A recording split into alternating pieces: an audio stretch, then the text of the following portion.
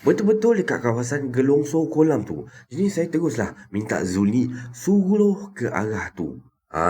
Bila dah suruh tu memang betul lah. Nampak. Itulah ni kan. Elok je dia tengah duduk sikat rambut ni sambil menyanyi-nyanyi.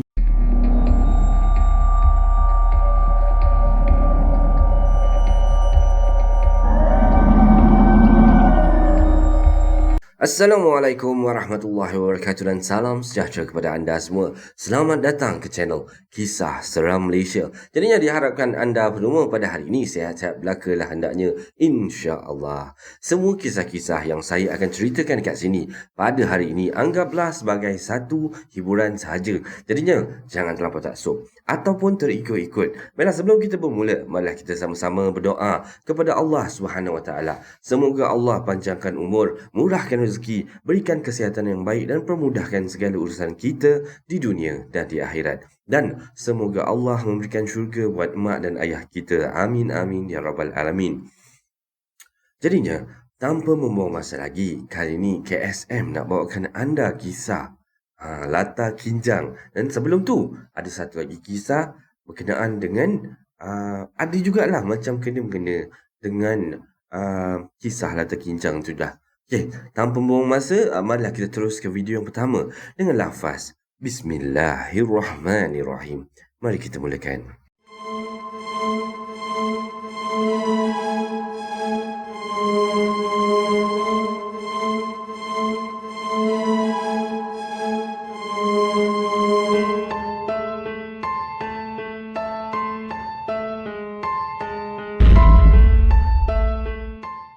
Baiklah, untuk kisah yang pertama ni, kita terus dengan kisah dia. Assalamualaikum warahmatullahi wabarakatuh dan selamat sejahtera kepada anda semua. Cikgu Aziz, kisah ni menurutnya lah kisah ni berlaku seawal pembukaan Lebuh Raya Pantai Timur 2 LPT2 dan ianya masih segar di dalam ingatan Cikgu Aziz ni, kata dia. Dan saya pernah melalui pengalaman seram sewaktu pulang ke kampung pada satu hari itulah. Saya ni telah mendapat satu berita tentang kematian pakcik saya dekat kampung. Dan waktu ni saya betul-betul terkejut lah sebab saya tu memang dengan pakcik ni memang daripada kecil pakcik saya ni yang beli saya. Jadinya saya pun mengambil keputusan lah untuk segera pulang pada malam tu juga. Dan pakcik saya tu akrab sangat lah. Memanglah sebab dia yang beli saya waktu kecil kan. Dan saya ni memang betul-betul lah terasa akan kehilangan pakcik saya. Dan tambahan pula lah, dan selepas ketiadaan saya ni, ayah dengan ibu saya dah meninggal waktu tu, pakcik saya lah tempat saya nak mengadu nasib, tempat saya nak bermanja. Itulah lebih kurangnya kan. Jadinya lah pada malam tersebut lah saya dengan rakan serumah saya ni adalah cakap saya nak balik kampung, beritahu dekat dia. Jadinya katanya dia nak ikut sekali lah kan. Dan saya pun macam okey jugalah kan. Bila dah orang nak ikut, jadi bolehlah sekurang-kurangnya boleh dijadikan teman. Dan katanya kawan saya tu lah, dia kata risau akan keadaan saya waktu tu kan. Sebab bimbang saya ni stres ke apa benda ke kan. Dan sebabnya makcik saya ada call petang tu depan dia makcik saya call beritahu yang pakcik saya tu meninggal waktu maghrib, jatuh dalam bilik air. Dan oleh itu saya pun mengambil keputusan lah untuk pulang ke Terengganu bersama dengan kawan saya. Jadi saya dengan kawan saya tu nama dia Taufik lah.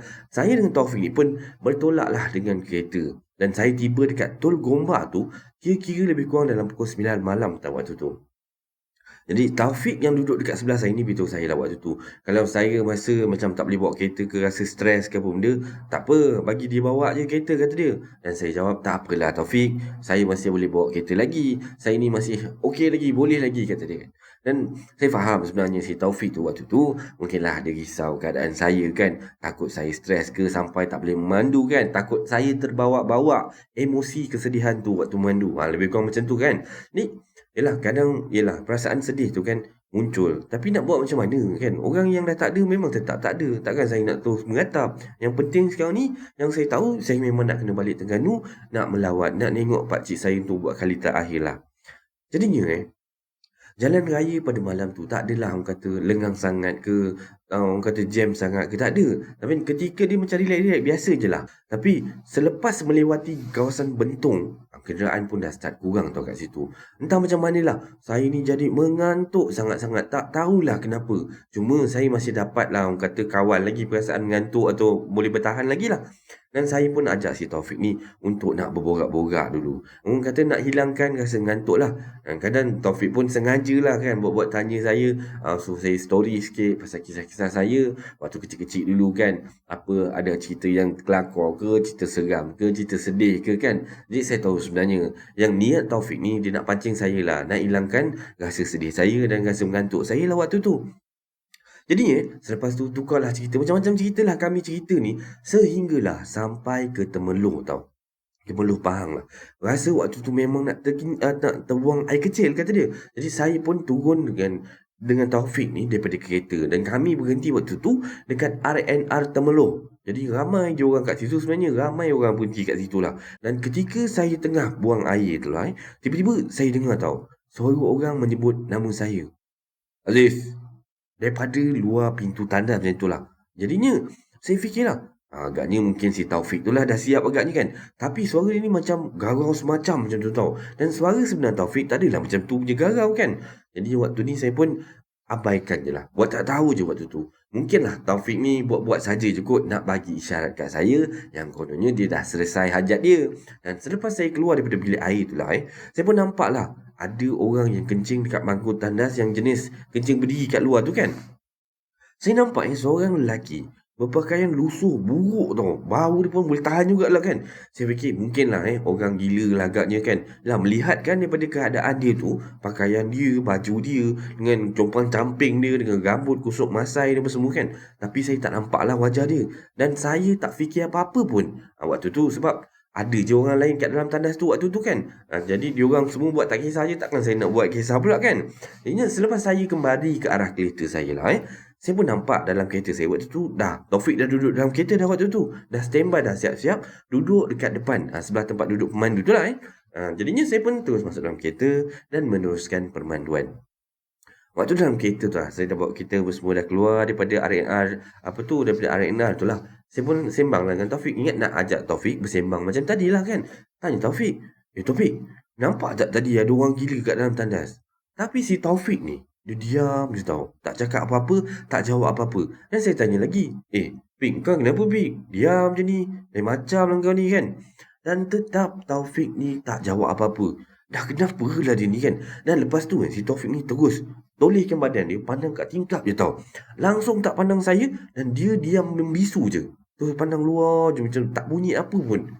Dan bila saya menyedari lah keadaan yang Taufik ni macam dah berubah macam tu, saya pun ingat merajuk ke ada pun tak tahulah kan. Lantak lah kan. Lagi saya pun malas nak cakap banyak. Saya pun kuatkan sikit volume radio kereta saya ni. Aneh tau. Siaran macam tak berapa jelas waktu tu. Dan saya pun buat tak tahu je lah waktu tu. Sehinggalah sampai ke daerah Kemaman. Jadinya dekat RNR Perasing tu lah.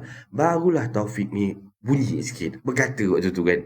Dia kata minta tolong berhenti kejap kat situ. Dan waktu tu bila dia kata macam tu, okey lah. Saya pun okey kan je. Saya pun masuklah ke laluan rehat Perasing tu. Dan laluannya nak ke dalam tu agak macam jauh sikit lah ke dalam. Dah tengah malam dah waktu tu. Sebab saya pun bawa kereta tak adalah laju sangat. Kerana lebih memilih untuk nak berhati-hatilah. Dan waktu tu bila sampai je saya parking je kereta. Si Taufik ni terus keluar tau daripada kereta.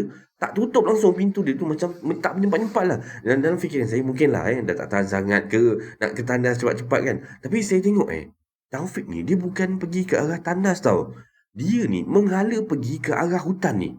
Dalam hati saya takkanlah dia nak buang air kat situ, kat hutan kan. Ini saya pun, lantak lelaki kan. Suka tingkau lah kan. Saya pun abaikan je lah. Jadinya saya pun hulurkan tangan saya ni untuk nak tutup pintu yang Taufik tak tutup tadi. Saya tarik, tutup pintu. Kemudian saya terfikir tau. Masa dekat RNR Temeloh tadi tu, macam mana Taufik ni masuk kan. Saya mula tertanya-tanya tau. Waktu ni saya dah macam rasa hairan. Dah start rasa macam lain macam sikit tau. Sedangkan waktu kami sama-sama dekat RNR Temeloh tadi, saya keluar tu, saya kunci kereta sebab kami keluar sama-sama. Saya lock kunci kereta dan waktu keluar buang air tu lah. Jadi masa tu lah saya memang terus mengemang sendiri tau. Saya ambil telefon saya yang saya letak dekat tepi gear tu. Saya ambil, saya keluarkan telefon. Allahu Akbar. Rupanya telefon saya waktu tu off. Jadi saya terus hidupkan balik telefon saya tu. Saya tengok. Dan ketika telefon tu dah start on lah, macam-macam notification yang masuk. Call dan message pun masuk. Saya baca satu. Ya Allah, daripada si Taufik ni, kata dia, weh, kau tinggalkan aku ke? Terbeliak biji mata saya setelah saya baca pesanan daripada si Taufik ni. Dan dia beritahu saya, kata dia, bahawa saya dah tinggalkan dia dekat RNR Temelung ni tau. Terus saya meremang biji badan saya, seluruh badan saya meremang sampai ke tengkuk. Jadi tu, yang saya bawa tu siapa? Dan ini adalah kisah pembukaan kisah seram Malaysia pada malam ini, kan? Jadinya yang saya bawa tu siapa? Kita sambung dengan kisah yang kedua, lebih kurang macam ni juga. Tapi inilah cerita yang kita cerita tadi, Latar Kijang tu. Kita terus dengan kisah yang kedua.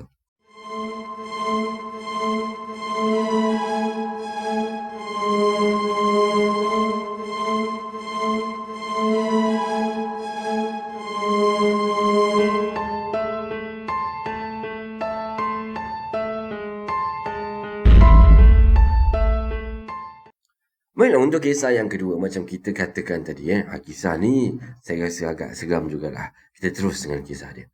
Assalamualaikum warahmatullahi wabarakatuh.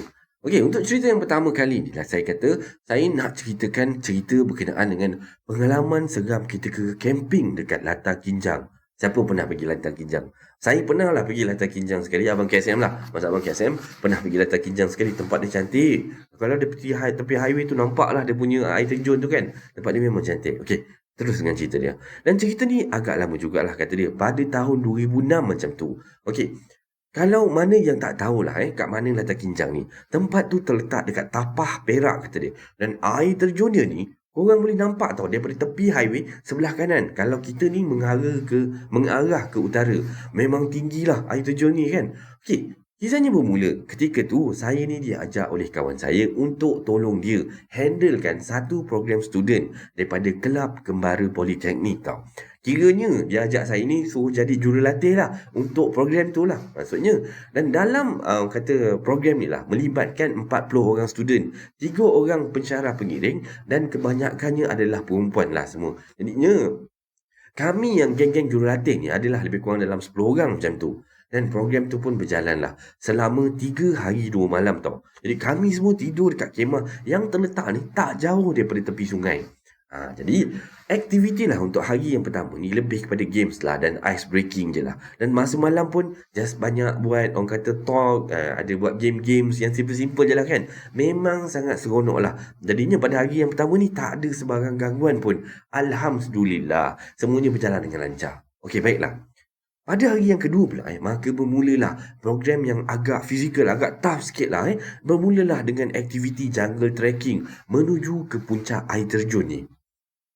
Jadinya sampai kita orang ke puncak ni, semua peserta ni perlu memasak makanan diorang sendirilah dengan berbekalkan bekalan yang kami dah sediakan. Jadinya lepas dah makan-makan apa semua kat atas tu, dah mandi sungai apa semua, mandi dan solat Zuhur semua kat atas, kita orang pun bergeraklah turun ke campsite. Laluan nak naik dengan nak turun ni, kami ikut jalan yang berbeza Di mana jalan yang naik ni lagi jauh sebenarnya daripada jalan yang turun. Tapi jalan yang turun ni lagi lambat tau. Kerana perlu melalui kawasan yang curam.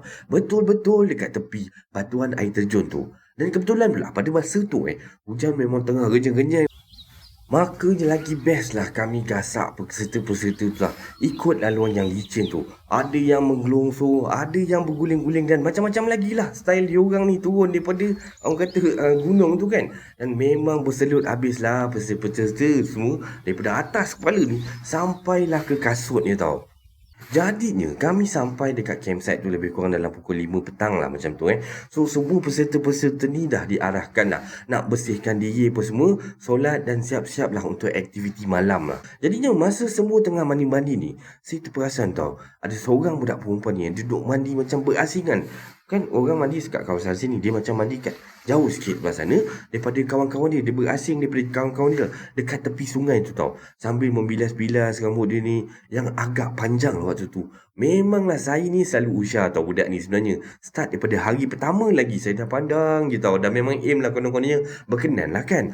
Dan nama budak perempuan ni nama dia Anis lah. Lawa babe budaknya kata dia lah.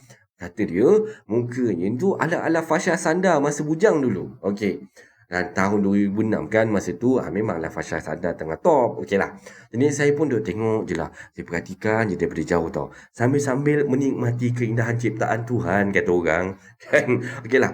Bila time orang kata nak time solat maghrib lah, semua peserta ni berkumpul tau dengan jemaah ni. Termasuklah geng-geng perempuan yang maksudnya orang kata ada period lah, yang uzur lah. Tapi bila tok penghulu program ni kira jumlah student ni jadi tak cukup seorang pula tau. Dah kira 2 kali pun sama. Kali ketiga kira tetap sama. Tak cukup seorang je. Jadinya saya dengan kawan-kawan jurulatih yang lain lah dah jadi gelabah lah waktu tu kan. Wara lah kejap kan. Pasal risau. Takut kot ada seorang yang hilang ke, hanyut dalam sungai ke, dah jadi masalahnya. Jadinya kami pun putuskan lah, suruh student-student ni semua teruskan solat maghrib dulu. Tak apa, korang pergi buat dulu solat maghrib. Dan geng-geng jurulatih ni, geng-geng kita orang ni lah, kita orang pergi cari ke mana hilangnya seorang lagi peserta tu kan. Dan nama budak yang hilang tu Anis. Budak yang samalah yang saya duk usah tu, itulah dia. Jadinya berkumandanglah panggilan, Anis, Anis. Waktu tu dekat tepian sungai kat latar Kinjang tu kan. Sambil kami menjulur-julur lah mencari manalah budak ni agaknya kan. Jadinya saya dengan member saya ni, seorang nama dia Zul mencari ke arah jalan menaik ke arah laluan ke atas lah. Maksudnya menuju air terjun kat puncak tu lah. Jadi lepas je kami lintas tu, satu jembatan kecil lah dekat situ lah. Saya nampak tau, macam kelibat orang tengah duduk dekat tepi pokok buluh tu tau. Betul-betul dekat kawasan gelongsor kolam tu. Jadi saya teruslah minta Zul ni suruh ke arah tu. Bila dah suruh tu memang betul lah nampak. Itulah Anis kan. Elok je dia tengah duduk sikat rambut ni sambil menyanyi-nyanyi tau. Yang lagu, satu lagu apa pun yang dia nyanyi, saya tak tahu lagu apa tau. Dan mungkinlah lagu klasik sangat-sangat kot. Jadi saya tak masuk lah kayaknya. Tapi bila saya perhati betul-betul daripada jauh tau, muka dia pucat gila tau. Dan yang paling seram tu, mata hitam dia tak ada. Jadinya dalam hati saya, memang sah lah yang budak ni dah kena rasuk ke apa, dah kena sampuk agaknya kan. Teruslah waktu ni, saya roja kawan-kawan yang lain ni menggunakan walkie-talkie. Saya cakap, saya dah jumpa Anis dah. Jadi, kita orang semua adalah dalam 7 orang masa tu kan. Jadi, kami terus menghampiri si Anis ni dan pujuk-pujuk dia ni untuk balik ke campsite. Tapi si Anis ni cuba macam gelak-gelak manja je tau. Tapi bagi kita orang ni tengok dia macam tu, benda ni dah tak manja sangat dah. Dah seram sebenarnya tau kita orang. Jadi ketua jurulatih ni bagi arahan. Kata, kau angkat je lah kan. Angkut je lah macam mana pun, janji kita nak kena bawa dia balik ke campsite tau. Jadi pun kami berenam ni pun terpaksa lah pikul dia ni bawa ke campsite waktu tu. Memang berat ya amat tau. Berat dia tu mengalahkan motor. Berkali-kali jugalah kita orang ni berhenti tau sementara nak sampai ke campsite ni. Yang jaraknya lebih kurang dalam 700 meter je sebenarnya. Yang si Anis tu kejap meronta, kejap gelak, kejap menangis. Kan sepanjang kita orang ngusung dia ni ke campsite. Jadi sampai je dekat campsite tu semua student-student yang lain ni dah sedia maklum dah. Dia orang dah tahu dah pasal keadaan si Anis tau. Jadinya ramailah geng-geng perempuan ni yang memilih untuk stay jauh sikit tau daripada kita orang semua waktu tu. Nasib baik dalam grup pensyarah atau pensyarah pengiring tu adalah seorang tu ustaz. Jadi dialah yang tolong pulihkan si Anis ni. Macam-macam jugalah ayat yang ustaz ni baca kan. Dan dekat 30 minit jugalah ustaz ni cuba merawat si Anis tu dah.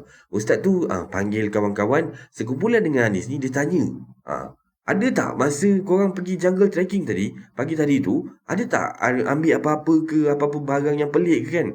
Jadinya kawan Anis ni, ada seorang kawan ni lah, dia kata, ada cikgu, ada ustaz. Anis ada ambil seketul batu hitam kecil masa mula-mula kita orang nak pergi jungle trekking tu lah. Pasal kata dia batu tu cantik sangat. Jadinya ustaz tu suruhlah kawan itu pergi geledah kemah si Anis ni untuk cari batu tu. Cari juga, tak kira macam mana korang kena cari sampai jumpa batu tu.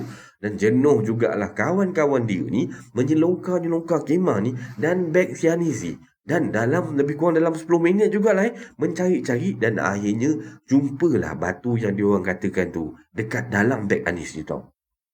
Jadinya bila dah jumpa macam tu, ustaz tu pun cakap lah yang Anis dah terambil barang benda gaib tau. Dan benda tu dah marah dan nakkan Anis ni sebagai ganti dia. Dan setelah ustaz ni kautim cincong-cincong kan, tak tahulah apa ustaz ni kautim dengan makhluk tu, ustaz tu cakap benda tu ataupun makhluk tu dah setuju dah. Katanya tak nak kacau Anis lagi. Tapi dengan satu syarat, kata dia, batu tu mesti dipulangkan dekat tempat asal dia. Jadinya, saya dengan si Zul ni dipilihlah untuk menghantar batu tu ke tempat yang saya jumpa Anis dekat pokok buluh tadi, awal-awal tadi tu kan. Jadinya alasan dia orang kata dia kenapa dia orang suruh saya dengan Zul ni, kerana saya dengan Zul ni lah yang jumpa si Anis ni mula-mula dulu and tahu tempat kat mana tempat tu kan. Jadinya saya dengan si Zul ni pun terpaksa jugalah melangkah pergi ke tempat yang seram tu tadi tau. Jadi kita orang pun pergilah jalan. Sampai je dekat kawasan pokok buluh tu lah. Saya suluh tau dengan lampu suluh dan kami nampak sesusuk lembaga. Sama macam rupa Anis tadi ada dekat situ tau. Dengan keadaan yang lagi seram tau. Yang rambut dia waktu ni dah kusut masai, muka pucat, mata putih semua tau. Dan baju putih lusuh waktu tu. Dan saya bisik dengan Zul waktu tu. Inilah kot yang orang panggil Pontianak kan? Dan Zul waktu tu, yelah kot kan. Dan mencadangkan, jom lah, cepatlah weh, kita settlekan benda ni lah. Kita menyelesaikan misi kita orang sekarang ni. Kita orang punya misi sebenarnya kan nak kena letak batu tu dekat tempat tadi tu kan. Dan dekat tempat tadi tu, makhluk tu dah ada kat situ tau. Jadinya untuk nak meletakkan batu tu dekat sebelah makhluk tu, memang tak beranilah saya. Gila ke apa kan nak menghadap benda Allah tu depan-depan muka kan. Jadinya, saya pun ambil keputusan untuk jalan mengundur sehabis rapat lah ke arah pokok buluh tu. Jadi saya pun mengundur sambil si Zul ni dia pandang saya lah, sambil dia guide saya lah untuk pastikan saya ni sampai dekat pokok buluh tu dengan sehampir mungkin. Jadinya bila Zul kata dah okey tu, letaklah batu tu. Jadi saya pun main campak je batu tu ke tepi. Dan lepas tu apa lagi? Cabut. Larilah apa lagi kan. Jadinya dalam aksi ala-ala acara larian pecut sukan Olimpik tu lah 3-4 kali jugalah saya dengan si Zul ni tersungkur, tersandung batu. Waktu ni saya dah tak peduli, sakit dah waktu tu. Pasal memang seram gila, meremang gila tau. Dengar tau, benda lah tu menggilai daripada jauh tu. Ya Allah, mengilang bergema-gema tau. Sampai je lah dekat campsite. Kami ni disambut dengan tepukan daripada peserta dan pujian di atas keberanian kita orang kan. Dan kita orang ni Masya Allah, memang Tuhan je lah tahu perasaan kita orang waktu tu. Yang diorang tak tahu, yang kami ni sendiri pun macam nak hilang nyawa dah dan tunggang langgang dah sementara nak sampai ke campsite tadi tau. Dan yang peliknya, diorang tak dengar apa-apa pun tau. Tak dengar suara mengilai ke apa kan. Walaupun tempat tu tak adalah jauh mana pun daripada campsite tu. Dan Anis pula saya tengok waktu ni dia dah sedar tau. Dan dia ni sedang ditenangkan oleh kawan-kawan dia lah. Jadinya malam tu semua tak berani tau nak lepak kat luar kemah waktu tu. Semua program malam tu semua dibatalkan dan semuanya diarahkan untuk tidur awal. Cuma kami lah, geng-geng jurulatih ni bergili-gili lah kena jaga dekat kawasan pondok utama tu. Tapi saya dengan Zul dapat pengecualian kata dia pasal kami dah kerja teruk tadi kan. Jadi memang tak sabarlah nak tunggu hari siang tau masa tu. Dan kami semua masa tu berharap sangat agar tak ada lagi benda-benda yang boleh mengganggu. Dan ini adalah kisah yang pertama. Kita terus sambung dengan kisahnya yang kedua.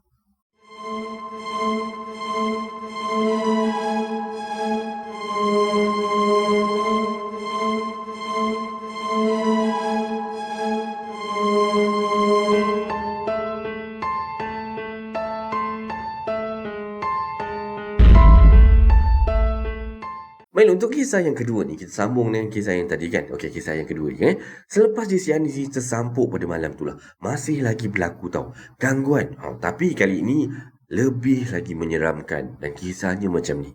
Jadinya selepas selesai memulangkan batu yang dikatakan menjadi punca Anis ni kena sampuk tu, maka keadaan waktu tu menjadi tenang, relax je malam tu kan, rasa macam best lah. Dan semua peserta ni dah tidur lena tau dekat kemah masing-masing. Dan jurulatih pula berkawal mengikut giliran yang telah pun ditetapkan dekat pondok utama campsite ni. Jadinya lah saya pun dengan si Zul ni dah tidur tu kan, dah relax-relax dalam kemah kan, sebab kita orang ni terkecuali daripada nak buat kawalan tu lah. Jadinya tengah tidur tu dalam pukul 4 jugalah, 4 pagi macam tu, saya terjaga tau. Pasal waktu tu rasa macam nak terkencing. Jadinya saya pun keluar daripada kemah waktu tu dan pergilah ke kemah pondok utama tu. Dan jarak antara kemah jurulatih ni dengan pondok utama tu tak jauh, lebih kurang dalam 20 meter je macam tu. Jadi kena manakala kemah peserta agak jauh juga, lebih kurang dalam 50 meter lah daripada pondok utama tu. Jadinya Masa tu ada dua orang tau. Emal dengan Akil ni yang tengah berkawal dekat situ. Sampai je lah saya dekat situ. Terus saya memandang ke arah sungai tu. Dalam sama-sama cahaya bulan macam tu lah dengan cahaya lampu limpah macam tu lah. Saya terus berkata tau dengan nada yang agak kuat ke kawan-kawan saya tadi yang tengah berkawal tu lah. Sambil menunjuk ke arah sungai tu. Weh, tu bukan ke Anis ke tu? Kan? Dan jelas kelihatan waktu tu, si Anis ni dengan baju t-shirt dia yang dia pakai tadi tu, menuju ke arah sungai tau. Dan waktu ni, keadaan menjadi sedikit panik tau dekat pondok tu. Macam wara sikit lah. Dan Akil mengambil keputusan untuk nak mengikuti si Anis ni waktu ni. Kerana dia rasa risau jika ada apa-apa terjadi yang tak diingini kepada si Anis ni lah. Jadinya si Akil dengan si Emal ni terus dia bangun bergegas lah pergi rentas sungai tu kan untuk nak dapatkan si Anis ni yang dah tak berkelihatan lagi waktu tu tau. Dan diorang minta saya tolong, kau duduk sini jap, tolong jaga dekat pondok utama ni, aku nak pergi cari si Anis tu lah. Jadi selepas saja Akil dengan Emal ni hilang daripada pandangan mata saya waktu tu, dan saya ni teruslah ke kemah untuk nak kejutkan Zul tu kan yang sedang tidur lena waktu tu. Jadinya saya pun kejutkan Zul. Yalah mana boleh, takkan saya nak seorang-seorang kat sana kan. Ada kawan si Zul ni okey juga, takkan kau nak tidur seorang.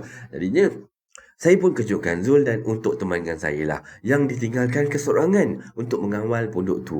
Waktu ni Zul ni masih mamai-mamai lagi tau. Hanya okey je lah. Dia pun macam menurut kata je lah. Teruslah ikut saya sambil saya menceritakan apa yang telah berlaku sebentar tadi. Jadinya lebih kurang dalam 15 minit macam tu lah. Kelihatan si Emal dengan si Akil ni muncul daripada arah sungai tu sambil dipimpin tangan Anis tu tau. Jadi saya dengan Zul ni, alhamdulillah, nampak dia orang dah bawa balik, dapat bawa Anis ni balik semula lah. Kerana dah jumpa Anis, dah selamat dah. Jadi sampai saja mereka dekat pondok utama tu lah Saya pun bertanya lah kat mereka ni, apa yang jadi kan? Jadinya Emal pun menyatakan lah yang mereka jumpa Anis waktu tu. Anis ni tengah menangis tau dekat tepi sungai macam tu. Jadi saya pun tanyalah pada Anis, sama dia, Anis, awak okey ke tak kan? Mesti kena awak sebab kan saya secret admirer dia kan, kena lawat juga. Waktu tu saya pun tanyalah, dan Anis tu cakap dia okey je, dia mengangguk je lah. Dan dia senyum pada saya tau waktu tu. Dan cuma dia kata tau yang dia sangat letih sangat, kata dia nak tidur dekat pondok tu boleh tak? Pondok pengawal tu, dia nak tidur kat situ kata dia. Jadi kami semua waktu tu, mana boleh kan tidur sini kan, pergi tidur kat kemah lah. Oleh kerana keadaan Anis waktu tu yang nampak macam agak lemah je lah Jadi saya, Akil pun minta saya untuk panggil rakan-rakan sekemah dengan si Anis ni untuk nak bawa si Anis ni masuk ke kemah dia ataupun balik pergi kemah dia. Jadinya saya dengan Zul ni pun okey lah kan. Saya dengan Zul pergilah bergerak pergi menuju ke kemah si Anis tu yang terletak agak jauh lah daripada pondok tu sebenarnya. Okey lah, sesampai je kita orang ni dekat depan kemah, saya pun bagi salam. Assalamualaikum.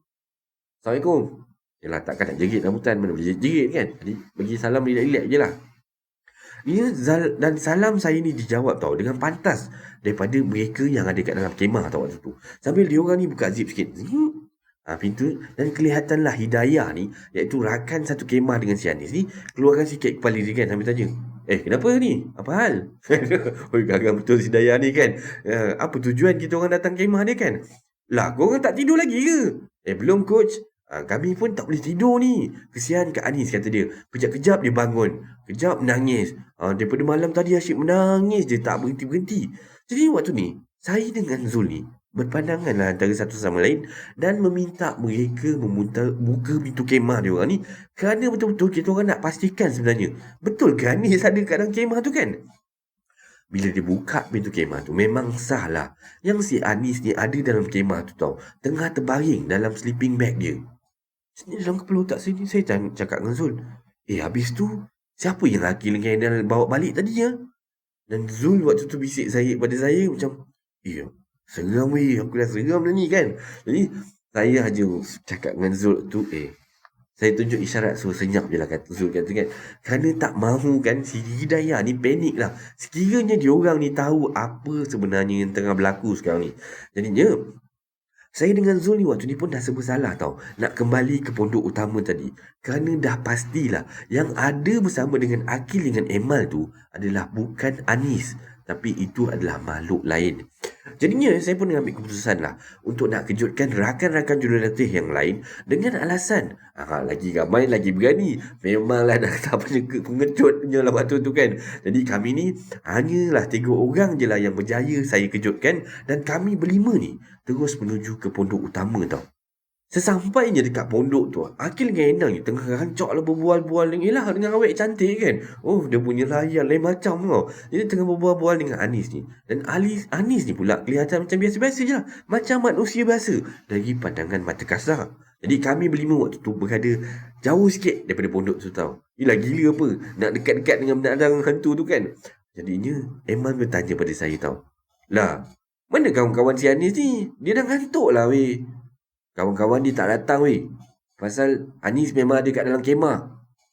Emal dengan Akil terus serius pandang saya waktu tu kan. Habis kalau Anis ada kat kemah, siapa ni? Sambil menunjukkan ke arah Anis waktu tu, dengan tiba-tiba Anis ni terus lompat, dia bertinggit dekat atas tunggul pokok besar dekat tepi pondok tadi tau. "Anis tak ada, tapi aku ada." Dan makhluk tu bertukar ke wajah yang sebenar dia. Muka dia pucat, mata dia putih semua tau. Rambut dia panjang kusut masai sehingga baju dia yang putih lusuh waktu ni. Dan waktu ni saya lihat si Akil Gainal ni dah terkulai pengsan kat situ juga, dekat kemah tu. Dan saya jerit ke arah makhluk tu, kata dia, "Pergi kau dari sini. Kami kena pulangkan apa yang kau nak tadi. Jangan kacau kami lagi." Dan benda tu terus mengilai kuat waktu tu sambil bergerak semakin menjauh ke arah sungai. Dan semakin lama, semakin sayup je dengar suara hilayan makhluk tu. Jadi kami semua teruslah mendapatkan Akil dengan Nenan waktu tu. Dan setelah direnjiskan air kat muka diorang ni, dan dia lah baca-baca sikit-sikit kat muka diorang ni kan, barulah diorang ni sedar. Dan keadaan waktu tu dah kembali tenang sikit lah. Apabila dah sayup kita orang dengar azan subuh berkumandang daripada jauh. Allahu Akbar, Allahu Akbar, Allahu Akbar, Allahu Akbar. Dan setelah hari cerah lah kami semua pun mengarahkan peserta-peserta ni untuk segera berkemas dan meninggalkanlah Terkijang dengan secepat mungkin pada itu. Jadi pagi tu kami sarapan dekat Pekan Tampah, dan semasa dekat sana barulah saya dengan kawan-kawan saya ni pun menceritakanlah apa yang telah terjadi pada subuh tadi kepada rakan-rakan jurulatih yang lain ni. Sesungguhnya lah pengalaman kali ini memang cukup bermakna bagi kami sebagai jurulatih rekreasi.